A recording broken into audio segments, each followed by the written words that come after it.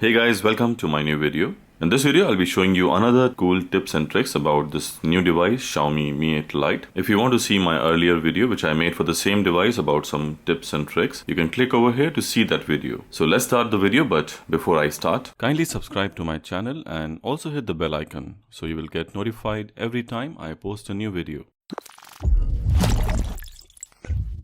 So first of all, I would like to say that I have been really enjoying this device, and so far my experience with this device has been really good. It's not a flagship phone, but it does make you feel you're using a flagship device because of its amazing looks and a decent camera. In terms of performance, it has been a decent performer also with Snapdragon 660 and 4GB of RAM. So let's start with our first trick for the notification light. So when you get a notification light, usually the notification sensor will blink. Let me just show you a demo. For example, if I send a message, my device is turned off. So if I send a message to myself, so you can see over here the notification light will blink when you get a message. But suppose for some reason you want to change the setting, and when you have a notification you don't want the light to blink, Xiaomi has given you in the option. You can go to settings, you can go to notification light setting. There are two options. You can remove the blink light option. So when you get a notification, the light will not blink. Now I'm sending a message to myself, but there is no notification light blinking. But I will show you my notification. So you can see over here that there is a message, but I'm not getting any notification light if I turn it off.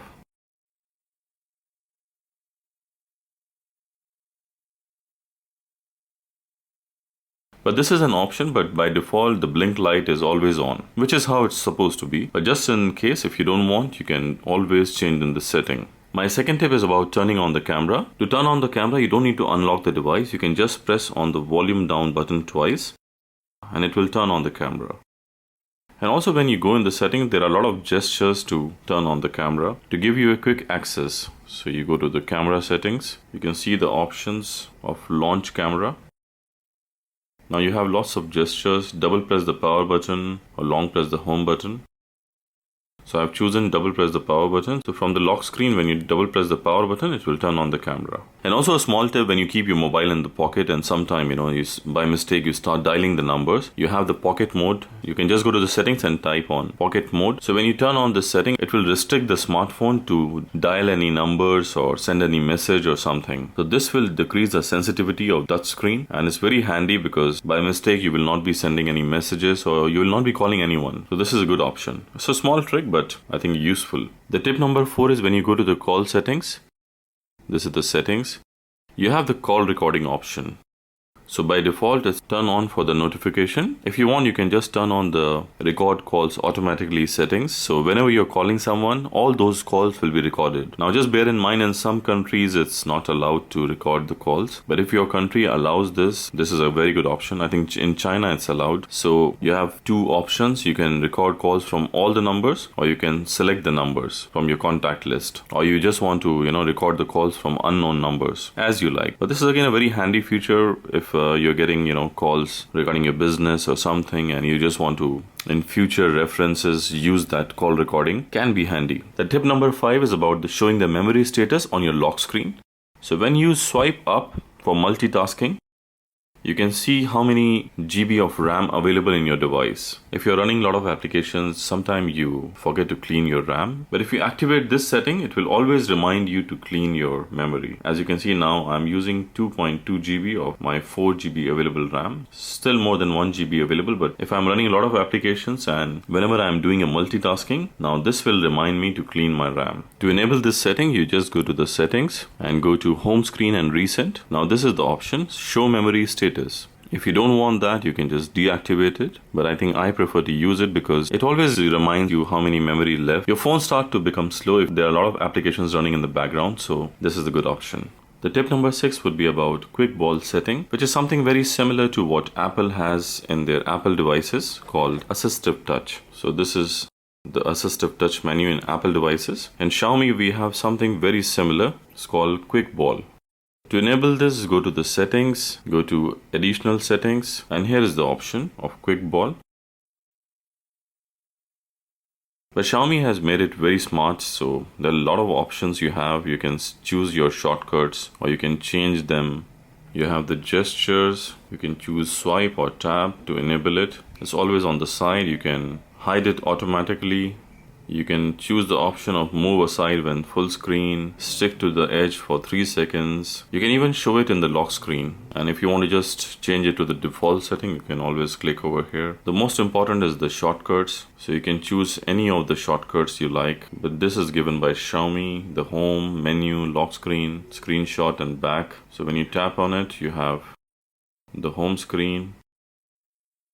You have the multitasking. You can power off your device. To take a screenshot, just use this option and you have a screenshot ready. You can edit it, also very similar to how Apple gives you the screenshot option. For me, I don't use it, but suppose you are coming from an iPhone, so you will find it very convenient. In fact, you will find the whole Xiaomi MIUI 10 very similar to how iOS work for Apple. Xiaomi is more like an Apple version of Android or iOS version of Android. You can see that all applications are on the home screen, something similar to Apple, gestures, the quick ball settings. It's very similar to how Apple gives you the options in their iPhones. The device is 6.25 inch. It's not a small device. For some people, they might find it quite big to use it one hand. That's why Xiaomi has also given a one hand mode option. So when you go to additional settings, you can see here there is a one hand mode option. If you enable one hand mode option, you can reduce the screen size from 4.5 inch to 4 inch to 3.5 inch as you like. For me, it's very convenient to use it in one hand, so I'm not using the one hand option. But suppose if you want, Xiaomi has given this option. Another tip is about, suppose you want the contrast of your screen to become a little bit higher, and suppose you're finding a little bit difficult to read, maybe for mature people or old age people who want to see the text in more contrast and bold text, you can go to the settings, go to the accessibility settings, and over here you can choose the high contrast text option. You will immediately feel the difference. You can see the contrast and the letters have become more dark, you can say. Let me just show you again. So now you can see this is without the high contrast. Everything is a bit lighter.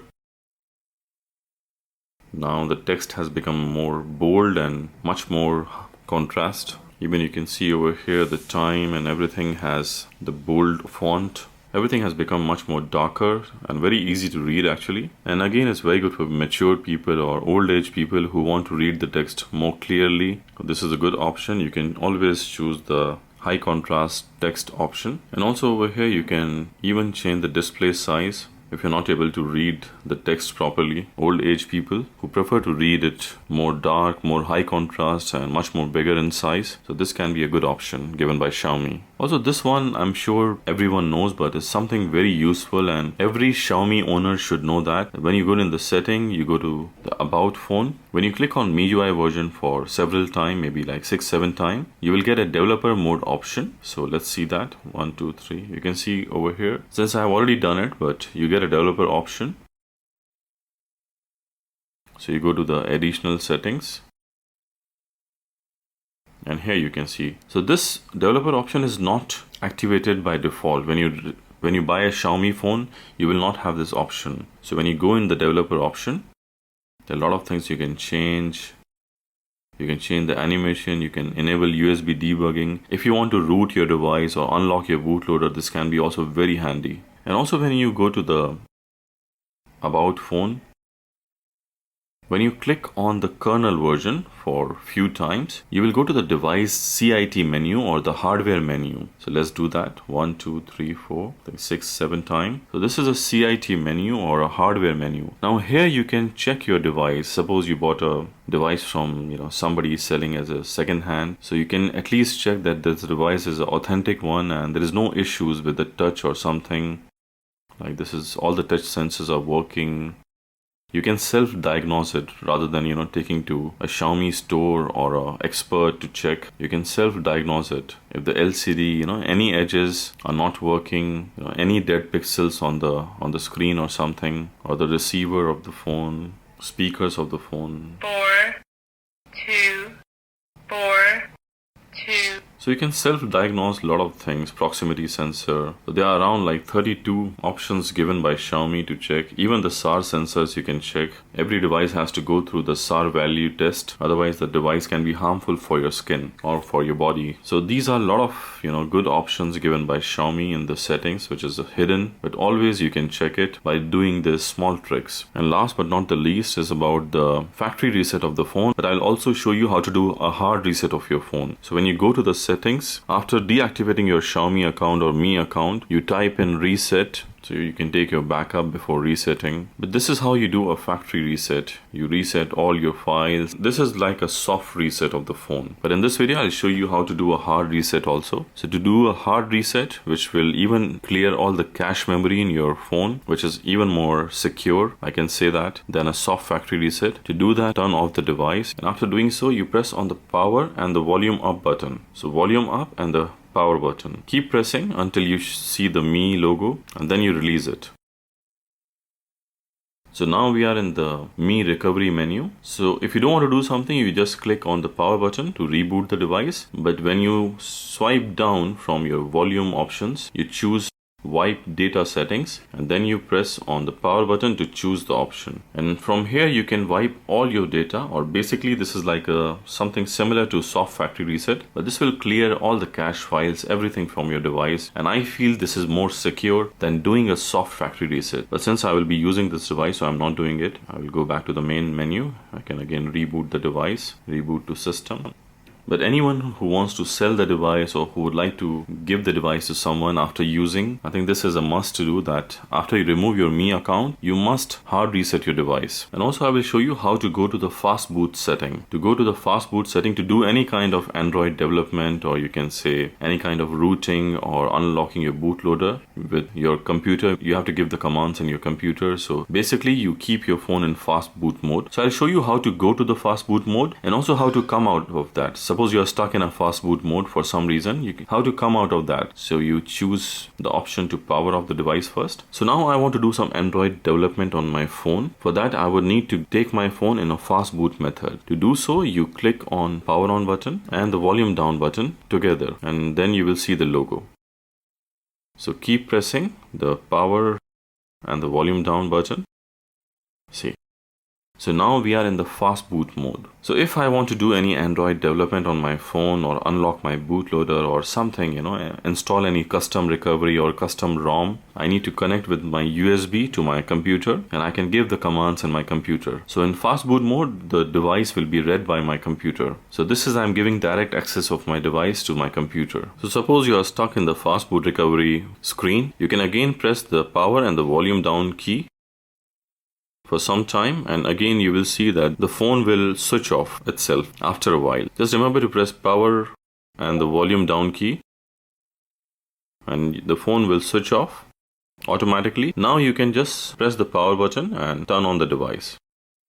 So this is how you come out of the Fastboot mode if you are stuck there. So guys, that's all for this video. I've made another video for cool tips and tricks for the same device. You can click over here to see that video. Thank you for watching. See you in my next video. Till then, goodbye and peace out. I hope you enjoyed the video. If you like the video, kindly hit the thumbs up and subscribe to my channel. I will really appreciate that. Also click on the notification icon, the bell icon, so you'll constantly get updated with my new videos. Thank you for watching and see you in my next video. Till then, goodbye.